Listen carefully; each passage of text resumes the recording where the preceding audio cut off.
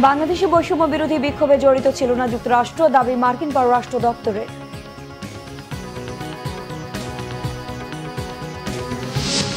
বগুড়া স্বেচ্ছাসেবক দলের নেতা মিজানকে কুপিয়ে খুন, ঘাতক সন্দেহে হাসপাতালে ঢুকে গণপিটুনিতে আরেকজনকে হত্যা, কয়েক সাংবাদিক আহত। রংপুরে আবু সাইদ হত্যা মামলায় এসআই আমির হোসেন ও কনস্টেবল সুজন চন্দ্রের 4 দিনের রিমান্ড, গুলি চালানোর স্বীকারোক্তি। দেখছিলেন ক্রাউন সিমেন্ট সংবাদ শিরোনাম, এবার বিস্তারিত। বাংলাদেশে ডক্টর মোহাম্মদ ইউনূসের নেতৃত্বাধীন অন্তর্বর্তী সরকারের সাথে কাজ করতে আগ্রহী যুক্তরাষ্ট্র। এছাড়া বাংলাদেশের সরকার বিরোধী বিক্ষোভে যুক্তরাষ্ট্র জড়িত ছিল না। স্থানীয় সময় সোমবার মার্কিন পররাষ্ট্র দপ্তরের নিয়মিত প্রেস ব্রিফিংয়ে ডেপুটি মুখপাত্র বেদান্ত প্যাটেল এমনটি জানান।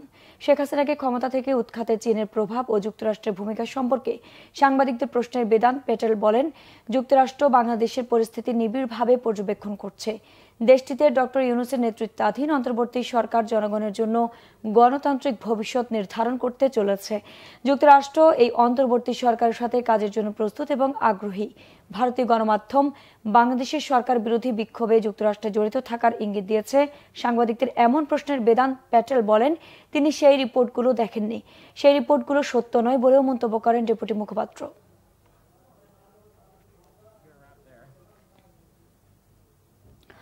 বগুড়া সদর উপজেলার স্বেচ্ছাসেবক দলের আহ্বায়ক মিজানুর রহমান মিজানকে কুপিয়ে হত্যা করেছে দুর্বৃত্তরা। এ ঘটনায় ঘাতক সন্দেহে গণপিটুনি দিয়ে হত্যা করা হয়েছে যুব দলের কর্মীকে। সোমবার রাতে সদরের গোকুল ইউনিয়ন পরিষদের সামনে নিজ অফিসে মিজানকে হত্যা করা হয়। এ হত্যাকাণ্ডে জড়িত সন্দেহে লোদো নামের এক যুবককে হাসপাতালে গণপিটুনি দেওয়া হয়। রাতে দুর্বৃত্তরা মিজানকে কুপিয়ে ফেলে রেখে যায়। পরে স্থানীয়রা তাকে উদ্ধার করে বগুড়া শহীদ জিয়াউর রহমান মেডিকেল কলেজ ও হাসপাতালে নিলে চিকিৎসক তাকে মৃত ঘোষণা করেন। এদিকে ঘাতক সন্দেহে রাতে গোকুল এলাকায় স্থানীয় লোকজন যুবদল কর্মী লোদোকে আটক করে গণপিটুনি দেয়। আহত অবস্থায় তাকে হাসপাতালে নিলে বিক্ষুব্ধ জনতা ফের গণপিটুনি দিয়ে তাকে হত্যা করে। ঘটনার সংবাদ সংগ্রহের সময় আহত হন কয়েকজন সাংবাদিক। স্থানীয়রা জানায়, আধিপত্য বিস্তার নিয়ে পূর্বশত্রুতার জেরে মিজানকে হত্যা করা হয়েছে। কিছুদিন আগেও হত্যার উদ্দেশ্যে তার উপর হামলা হয়। হত্যাকারীদের আইনের আওতায় আনা হবে বলে জানিয়েছেন বগুড়ার অতিরিক্ত পুলিশ সুপার আব্দুর রশিদ। কয়েকদিনের অস্থিরতার পর স্বাভাবিক হচ্ছে আশুলিয়ার শিল্পাঞ্চল, খুলেছে সব কারখানা। টানা 13 দিনের আন্দোলনের পর সকাল থেকে নিয়ম মাফিক বিভিন্ন কারখানায় কাজে ফিরেছেন শ্রমিকরা। শ্রমিকদের দাবি মেনে তাদের টিফিন বিল ও হাজিরা বোনাস বাড়ানোর সিদ্ধান্ত নিয়েছে বাংলাদেশ পোশাক প্রস্তুতকারক ও রফতানিকারক সমিতি BGMEA। পোশাক কারখানায় নিয়োগের ক্ষেত্রে নারী পুরুষ সমান অধিকারের কথা জানানো হয়েছে। এরপর শ্রমিকদের কাজে ফেরার অনুরোধ জানান শ্রমিক সংগঠনগুলোর নেতারাও। শ্রমিক অসন্তোষের কারণে কয়েকদিন ধরে অস্থিরতা চলছিল রফতানিমুখী সব তৈরি পোশাক কারখানায়। নানা সংখ্যায় কারখানার চাকা বন্ধ রাখতে বাধ্য হন উদ্যোক্তারা। শিল্পাঞ্চলে মোতায়েন রয়েছে যৌথ বাহিনীর বিপুল সংখ্যক সদস্য।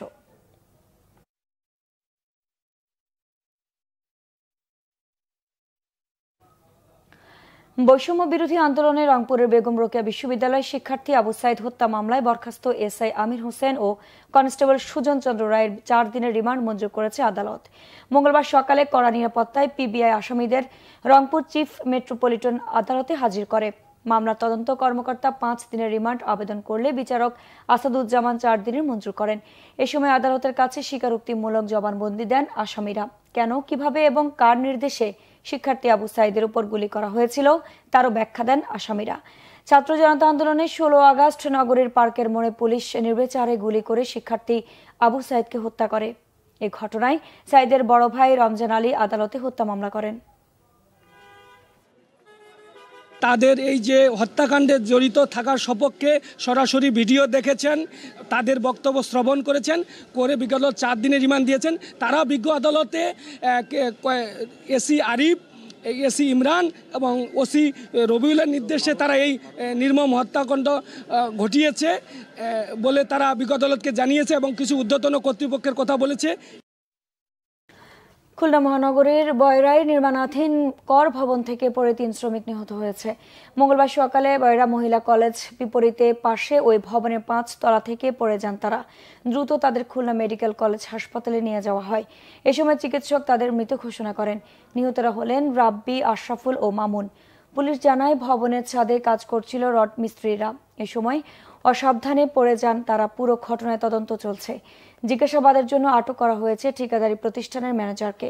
প্রত্যক্ষদর্শীরা জানায় শ্রমিকদের সেফটি বেল্ট ও হেলমেট ছিল না। বন্যায় বিধ্বস্ত রাঙ্গামাটির কৃষিখাত। পানিতে নষ্ট হয়ে গেছে আউশ, আমন, গ্রীষ্মকালীন সবজি, আদা, হলুদ, আখ ও ফলের বাগান। দিশেহারা কৃষক। কৃষি বিভাগ বলছে বাঘাইছড়ি, লংগদু, বরকল, বিলাইছড়ি, নানিহারচর ও জুরাইছড়ি সহ বিভিন্ন উপজেলায় ক্ষতির পরিমাণ 50 কোটি টাকারও বেশি। রাঙ্গামাটি প্রতিনিধি নন্দন দেবনাথের তথ্য, ছবিতে ডেস্ক রিপোর্ট।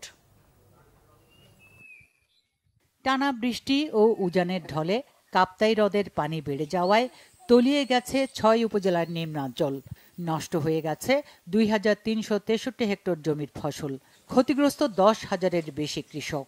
2 একর জায়গা কষ্ট করে লাগাইছে, কিন্তু পানি এখন নষ্ট করে দিলাই। চাষ করলে কিছু খাইতে পামো, এখন তো সব ডুবে গেছে, আশা নাই। 1 কেজি জায়গার মতন ক্ষতি হয়ে গেছে, লাগাইতে পারি না, পানি সব ডুবিয়ে গেছে। এটা খাটিয়ে ওঠার জন্য যদি সরকার তথা কৃষি ডিপার্টমেন্ট যদি আমাদের পাশে এগিয়ে আসেন। কৃষকদের সহযোগিতায় আপৎকালীন বীজতলা তৈরি করে দিচ্ছে কৃষি সম্প্রসারণ অধিদপ্তর। পানি পুরোপুরি নেমে গেলে নেওয়া হবে বড়সহ শীতকালীন শাকসবজি চাষাবাদের উদ্যোগ।